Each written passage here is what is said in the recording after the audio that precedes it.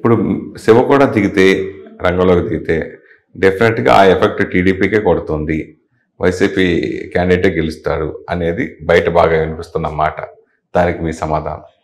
అలా ఉండదండి. నాకు అన్ని పార్టీల నుంచి ఎక్కువ టీడీపీ నుంచి ఓటింగ్ వస్తుంది. అట్లాగే వైసీపీ నుంచి కూడా ఓటింగ్ వస్తుంది. వైసీపీ నుంచి మీన్స్ ఫార్మర్ నుంచి ఓటు వస్తుంది. అట్లాగే వైసీపీలో కూడా పేద వర్గాలు ఉంటారు కదా.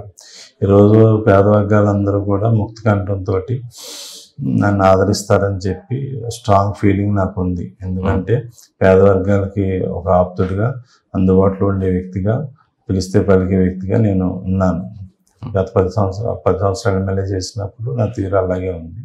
ఇప్పుడు నేను ముందు 4 సంవత్సరాలు కూడా సేవాభావంతో అలాగే పనిచేశాను కాబట్టి వాళ్ళు నన్ను పిలిస్తే పలుకుతాడు, మనకు అండగా ఉంటాడని ఆలోచనతోటి పేద వర్గాలు నన్ను ఆదరిస్తారని.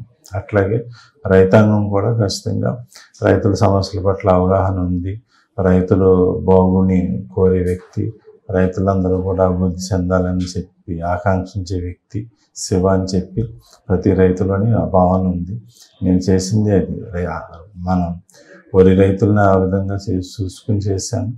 ఇన్పుట్ సబ్సిడీ కానీ, ఇన్సూరెన్స్ కానీ అన్నీ వచ్చేటట్టు చేసేవాడిని.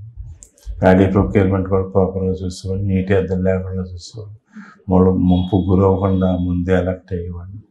అట్లా ఆక్వా రంగాన్ని అయితే ఈరోజు సంపద సృష్టించడంలో ఆక్వా ఒక ప్రధాన భూమిక అని చెప్పి ప్లాన్ చేస్తాం.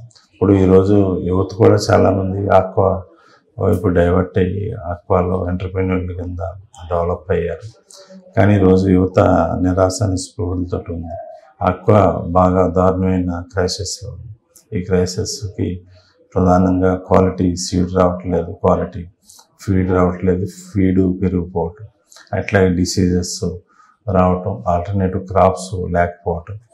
ప్రధానంగా ఈ ట్రేడర్స్ కానీ, ఈ ప్రాసెస్ ప్లాంట్ వాళ్ళు కానీ సిండికేట్ కింద అయిపోయి రేట్ల నియంత్రణ అంతా కూడా వాళ్ళ చేతుల్లో పెట్టుకొని దిగుబడి ఎక్కువ ఉన్నప్పుడు రేట్లు తగ్గించేస్తున్నారు.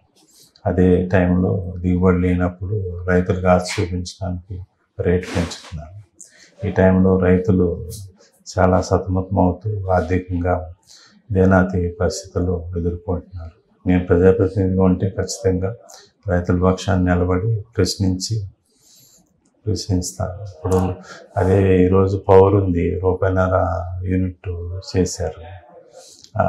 మనం అప్పుడు చంద్రబాబు నాయుడు గారు మనకి ఆక్వాలో మంచి రెవెన్యూ వస్తుంది, ఫార్మర్స్ని ఎంకరేజ్ చేద్దామని చెప్పి అడిగినప్పుడు పవర్లోనే చేయండి అని చెప్పి అడిగాం. అప్పుడు పవర్కి సబ్సిడీ ఇచ్చారు.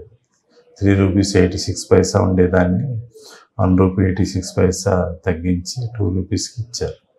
ఈ గవర్నమెంట్ వచ్చాక వాళ్ళు ₹1.5కి యూనిట్ ఇస్తామని చెప్పించి కొన్ని రోజులు ఇచ్చిన తర్వాత ఓన్లీ జోన్స్ కింద ఎరగొట్టారు. ఆక్వా జోన్లోనే అలాగే స్మాల్ ఫార్మర్స్కి ఇస్తామన్నట్టు కండిషన్ పెట్టారు. నేను ప్రజాప్రతినిధి ఉంటే ఆ పరిస్థితి ఉండేది కాదు. అవసరమైతే 10,000 మందిని రైతులను తీసుకుని ప్రభుత్వాన్ని గట్టిగా ప్రశ్నించేవాడిని, ఎందుకు ఎవరని అడిగి సాధించేవాడిని. ఆ పరిస్థితి ఉంటుంది కాబట్టి ఖచ్చితంగా ప్రజలు నన్ను ఆదరిస్తారు.